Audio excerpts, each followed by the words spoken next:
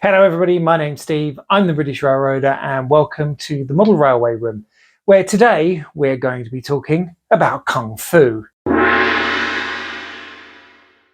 Okay, maybe we're not going to be talking about the martial art from certain parts of China, but we're going to be talking about these. Now, these are Stay Alives. They're from a company called Lais, L-A-I-S, DCC, which I do believe are from China. And they are a very cheap 2-wire Stay Alive that I've started using. And I just thought it would be good to have a little look at them. Now, I've used them in a few locos, and when I started using them, I did a little bit of research, and there were a lot of comments from people saying, well, they're not very good, they don't last very long, you only get a couple of seconds worth of power out of them. And it got me thinking, well, actually, how much Stay Alive power do you need to keep your locos going over bits of dirty track, etc.? If your track's that dirty, go and clean it. These are really for very small power interruptions, not for big power interruptions. Now, I did a little bit of testing. So if we look at New York and Atlantic 261, in this video here, you can see that it runs, I take it off of the track, and then we get a couple of seconds worth of running out of it. Now, this one is actually fitted with the Soundtrack's current keeper, which is quite large. But then I did have all of the not just the sound on, but I had all of the lights, the ditch lights, the class lights, etc. I then repeated the test with one of my Long Island Railroad S1s from Atlas.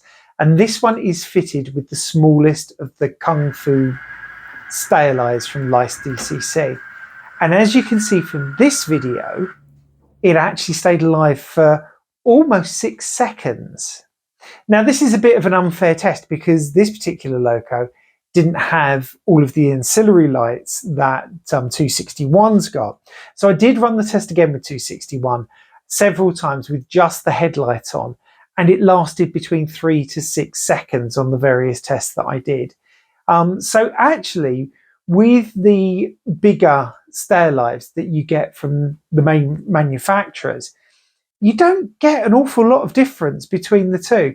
But it doesn't matter because at the end of the day, this is just to get you over small interruptions in the power. So what I'm going to do is we're going to go down onto the workbench. I've got 3 different size Stay Alives from Lais. I'm going to have a little look at them, and I'm going to quickly fit one to an old loco that is all DCC fitted, but I haven't actually put a decoder in there. I'm also going to show you not how to fit one of these into a 21-pin decoder, but I'm just going to show you a 21-pin decoder that I fitted it to so that you can get an idea of what you need to do. I'm also going to link in the description a number of videos from Larry Puckett, the DCC guy. So Larry has done a number of videos around Stay Alives, how to fit, what they are, how to fit them to certain decoders. He also has a video about ESU lock sound decoders. ESU, you can apparently fit a 2-wire Stay Alive to them, but they're actually designed for what's called a 3-wire Stay Alive. So it's an ever so slightly different setup. But if you have a look at the video that I've linked in the description about ESU power, then you will understand what you need to do. Okay, so let's go down and let's have a look. Okay, so we're down here on the workbench and I have 3 of these Stay Alives. These are all by Lais. I bought them on eBay via BLW Technical Services. I will again post a link in the description. They do several different sizes, and the 3 that I've got here, so this is the small, which is 9 by 9 by 14 millimeters. This is the small version 2, which is 21 by 12 by 5 millimeters. And this one is one of their larger ones, which is 14 by 14 by 12.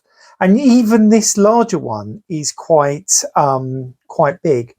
Now obviously they come without any plugs on the end, and if I'm going to add this to a Soundtracks decoder, so this is a Tsunami 2200, and you can just see here at the back, if I just bear with, if I just focus in just a little bit, hopefully you can see this.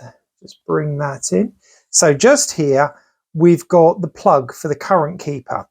Now, with Soundtracks decoders, their 2200s have that plug, the PMP8s have that plug, I believe the Blunami equivalents have that plug. The 21 pin ones don't, and I'm going to show you a loco shortly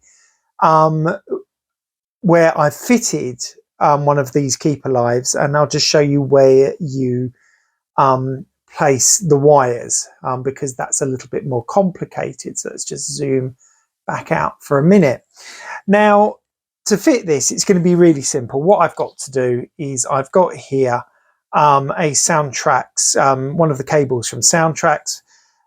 You've seen me do this before when I fitted a TCS keeper live to one of my other locos. The great thing about this, it's double-ended. You just cut it in the middle and it gives you two plugs, so you can wire up as many as you want.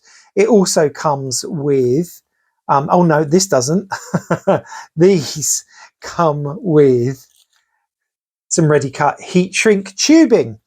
So what I'm just very quickly going to do, so on this loco you can see here that I've got open, which is an Atlas GP40, my Norfolk Southern one. I'm going to move these. I'm just going to use the very small one, and basically that will fit just under here, and it can just float under there because it's not actually going to get in the way of anything, and the wires can just run over the top and into the plug. So here's a Soundtracks plug that I kind of cut and stripped earlier, so I'm just going to solder the two together so that I can then plug it in, and then we're ready to go. So I'll just very quickly do that.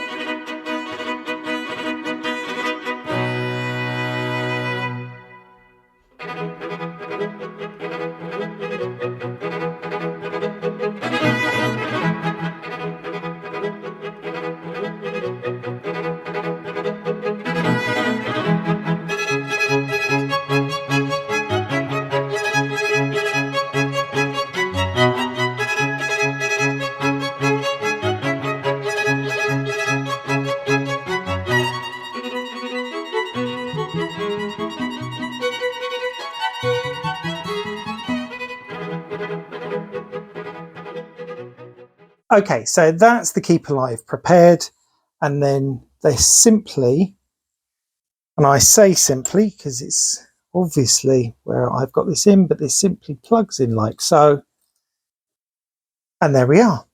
Keeper live fitted, in position. As I said, that won't actually affect the bogey or anything. So what I'm going to do is I'm going to put this together, put it on the track, and give it a test.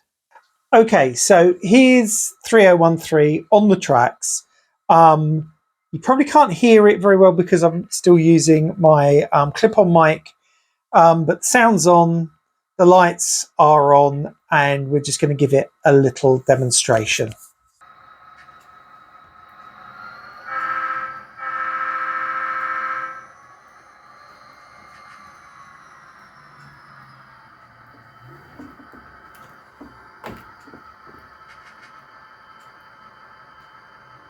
And as you could see there, even just being on the tracks for a little while, this had what, about 3-4 seconds worth of stay alive. So it just shows you, you know, how good this is, and it shows you don't need much to keep it going because it managed to run quite well off of the tracks. Okay, we're just going to quickly look at the 21 pin installation. So I've got here one of my locos, and I've got a 21 pin decoder just here. Obviously got my sound here. So I'm just going to lift out the decoder very carefully. And you can see here I've got like a Decoder Buddy equivalent in this loco. And if I just lift up this tape, you can see here there's a black wire just here and a blue wire just here. Now the blue wire is of course the common positive. This wire here is the ground, and with the keep alive, obviously the black wire needs to go to the ground and the blue wire needs to go to the positive. Now on a 21 pin decoder, and I've checked whether it's a NEM decoder or whether it's an NMRA decoder, it should be that the positive goes to pin 16 and the ground goes to pin 20. Now, when you look at the pins here, you actually start counting from this row here. So this is number 1. Where you've got the missing pin, that's actually number 11. And then that's 12, 13, 14, 15, 16, 17, 18, 19, and 20. And on this Decoder Buddy, you can see which one matches up with which, and that's what I've done. And I think it was even numbered, this one, so which made it even handier. But again, check with your decoder where it goes. On some locos where they haven't got these handy pads, I have actually had to solder right next to the base of the 21 pin connector to actually get it installed. But that's unfortunately just how it is. But it's actually relatively easy to do. Just make sure you've got a fine tip soldering iron with which to do it. Okay, so I hope that everybody's found this useful. It's for me, since I've been using DCC sound, stay alives are really important, because if you get an interruption in the power to your loco, the sound stops, and quite often it then restarts and recycles.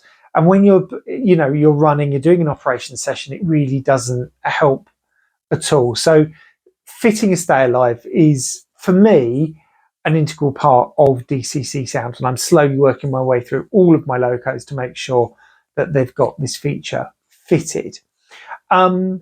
Just as I've mentioned, throughout this video, always check the instructions that come with your individual decoder. So I know what to do with Soundtrax decoders because I tend to use mostly Soundtrax decoders, but I can't speak for all decoders. And the older the decoder, the harder it normally is to fit a stay alive. So, go online, do your research, because if you fit these wrongly, you are going to blow a decoder, and that's not a pretty sight, and also it's very expensive. Anyway, I hope you found this video useful. If you have and you enjoyed it, give it a thumbs up. If you haven't done so already, please hit the subscribe button, and when the bell comes up, click it and press all, so that you get notifications of all my new videos when they come out. Next week, I'm going to be at the Shoebury-Ness Model Railway Club exhibition here in Southend-on-Sea. It's their 40th exhibition. Video coming for that next week. But for now, this is Steve, the British Railroader, saying goodbye from my model railway room. Bye-bye.